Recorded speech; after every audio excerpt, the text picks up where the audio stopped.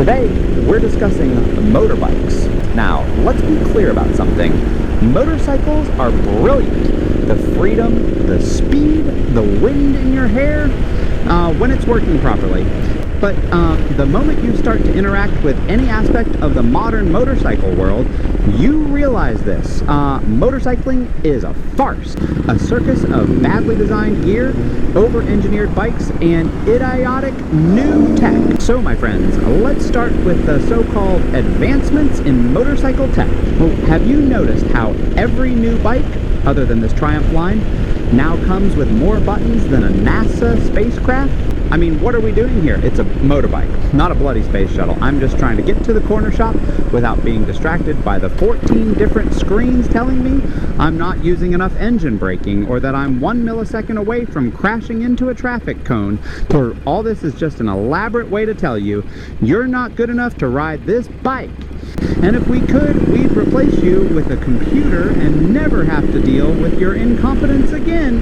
The fact is, you're supposed to feel the road, not have some British engineer in a lab coat tell you how much throttle input is optimal for reducing emissions, as if that's what I care about. I didn't buy this thing to save the planet. I bought it to feel alive when my daily existence feels like a series of meetings and emails. Yet, here we are with a bike that talks back to you like it's your disapproving mother. What's next? A pop-up reminder saying, you've had a bit too much throttle? Maybe go for a walk instead? Come on, F off. Now, let's talk about motorcycle gear, shall we? Have you tried buying a jacket lately?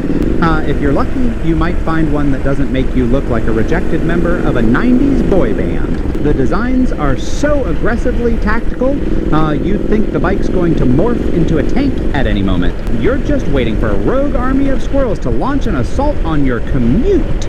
You go to the shops and they tell you, yes sir, but this jacket is certified to protect you in case you go 50 miles per hour into a concrete barrier while you're off-roading through a war zone.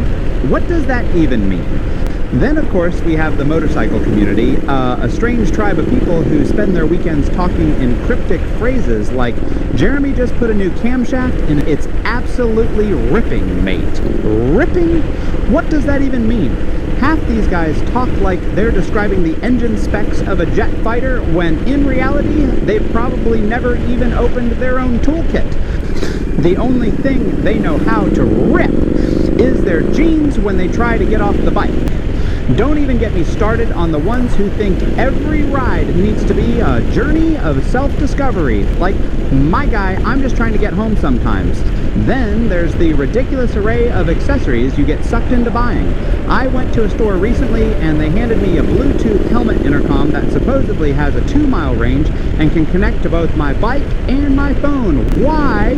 Why on God's earth? I do not need an intercom telling me to keep my speed under control or how to improve my throttle hand technique. Are you telling me that in the middle of doing 90 miles per hour down a freeway, I'm supposed to have a conversation with my riding buddy about where we're going for lunch? I'm going 90 miles an hour, trying not to die, and you want me to talk about sandwich fillings? Don't you think we communicated where we were going before we left? What happened to just riding with no distractions? But despite all of this, despite the absurdity of it all, motorbiking is still one of the most satisfying, soul-crushingly brilliant things you can do with your time. Yes, it's a mess. Yes, it's full of complicated gadgets and people who take it far too seriously, but there is still that moment when you hit the open road and for a few fleeting seconds you forget all of it. You forget about the ridiculous gear, the convoluted tech, and the cringe-worthy chats about torque. You're just free.